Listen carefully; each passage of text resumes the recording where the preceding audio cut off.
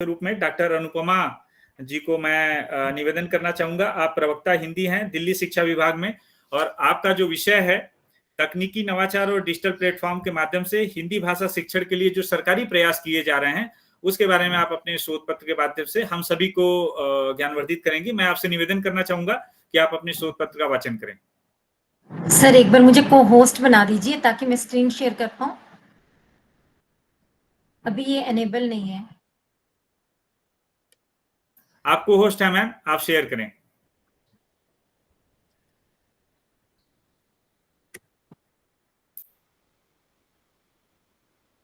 धन्यवाद सर।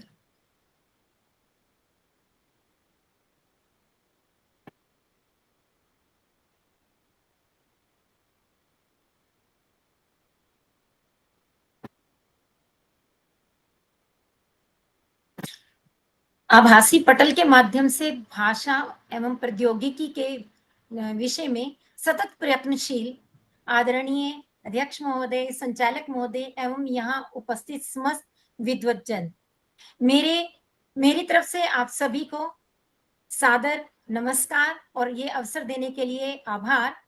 मेरा विषय है तकनीकी नवाचार और डिजिटल प्लेटफॉर्म के माध्यम से हिंदी भाषा शिक्षण के लिए सरकारी प्रयास।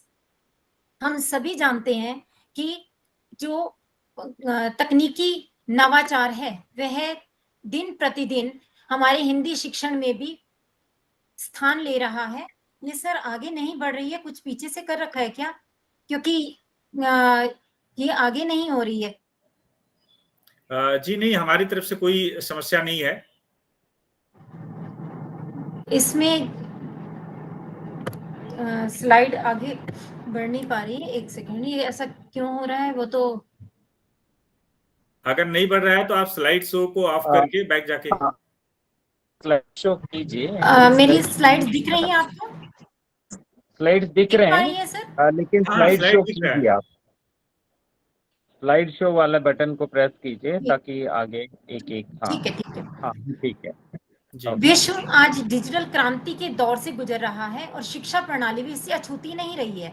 वैश्विक मंच पर हिंदी को एक सशक्त भाषा के रूप में स्थापित करने के लिए तकनीक से जोड़कर उसके प्रसार और शिक्षण की दिशा में अनेक ठोस कदम उठाए गए हैं। भारत सरकार ने डिजिटल इंडिया, आत्मनिर्भर भारत और राष्ट्रीय शिक्षा नीति 2020 जैसी योजनाओं के अंतर्गत हिंदी भाषा शिक्षण के लिए विविध तकनीकी उपायों को प्रोत्साहित किया है। यह शोध पत्र इन्हीं प्रयासों पर ही केंद्रित है और डिजिटल प्लेटफॉर्म्स पर हिंदी भाषा शिक्षण करते समय भारत सरकार ने अनेक परियोजनाएं शुरू की हैं जिनमें भाषा भाषिणी का नाम लिया जा सकता है। भारत सरकार की यह पहल हिंदी भाषा शिक्षण को तकनीकी रूप से समृद्ध करने के साथ साथ डिजिटल समावेशन की दिशा में भी एक महत्वपूर्ण कदम है और ई लर्निंग प्लेटफॉर्म्स पर हिंदी का समावेश हो चुका है, जिसके लिए हम स्वयं उदाहरण हैं। जिस प्लेटफॉर्म पर अभी हम बात कर रहे हैं, स्वयं, दीक्षा, ई पाठशाला, NPTEL, ज्ञान दर्शन, शिक्षावाणी और रेडियो, टेलीविजन, यूट्यूब चैनल आदि पर भी अनेक तरीकों से हिंदी भाषा शिक्षण की यह पहल शिक्षा के लोकतंत्रीकरण की दिशा में एक सार्थक कदम है। और राष्ट्रीय डिजिटल शिक्षा वास्तुकला, जिसे हम NDEAR के नाम से जानते हैं, यह स्थानीय भाषाओं में डिजिटल सामग्री निर्माण, वितरण और उपयोग को प्रोत्साहित करता है, जिससे कि हिंदी माध्यम के छात्र तकनीकी रूप से सशक्त बन सकें। तकनीकी नवाचार हिंदी में बहुत अधिक बढ़ रहा है, जिसके लिए आर्टिफिशियल इंटेलिजेंस AI और मशीन लर्निंग की भूमिका भी बहुत महत्वपूर्ण है। CDEC और अन्य अनुसंधान संस्थानों द्वारा हिंदी भाषा के लिए वर्तनी जांच, स्वचालित अनुवादक जैसे अनुभाषिणी का नाम लिया हमने अभी, और बौद्धिक चैटबॉट्स विकसित किए जा रहे हैं जो कि शिक्षण और संवाद दोनों में ही सहायक हैं। और हिंदी इनपुट टूल्स के माध्यम से आज हम रोमन लिपि में टाइप करके उसे स्वतः ही देवनागरी लिपि में परिवर्तित करने में सक्षम है। इसके अतिरिक्त virtual Hindi keyboard, voice input और स्पेल चेकर जैसे फीचर्स से लेखन अधिक सहज और त्रुटि रहित हो गया है। अब अनेक मोबाइल ऐप्स सरकार द्वारा लॉन्च की गई हैं जिनसे कि हिंदी शिक्षण किया जा सकता है। केंद्र द्वारा समर्थित ऐप्स जैसे दीक्षा, ई पाठशाला, भारतवाणी तो है ही, इसके साथ साथ अनेक राज्य सरकारों ने भी कई ऐप्स चालू किए हैं, जैसे मध्य प्रदेश सरकार ने मधु और उत्तर प्रदेश, बिहार जैसे हिंदी भाषी राज्यों ने दीक्षा, हरियाणा ने हर ऐप और दिल्ली सरकार ने इंग्लिश ऐप और साथ ही एक वर्चुअल विद्यालय तक स्थापित कर दिया, जिसका मैं भी एक महीन कण हूं।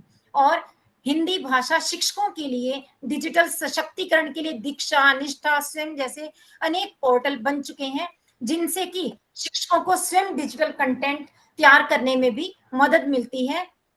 लेकिन इन सबके साथ साथ जहां ये बहुत अधिक प्रभावी हुआ है, प्रभावशाली, आकर्षक और सहभागी हो गया, लेकिन साथ ही कुछ चुनौतियां भी आई हैं, जैसे कि इंटरनेट सुविधा या उपकरण उपलब्ध नहीं, या तकनीकी शब्दावली और उच्च स्तरीय शैक्षणिक सामग्री की सीमितता भी एक बड़ी बाधा है। इसके अतिरिक्त कई बार डिजिटल सामग्री की गुणवत्ता भी असंतुलित पाई जाती है। तो निष्कर्ष रूप में मैं ये कह सकती हूँ कि आज तकनीकी नवाचार और डिजिटल प्लेटफॉर्म्स का बोलबाला है। इन प्रयासों ने न केवल भाषा के प्रचार प्रसार को गति दी है, बल्कि एक नई डिजिटल साक्षरता संस्कृति को भी जन्म दिया है।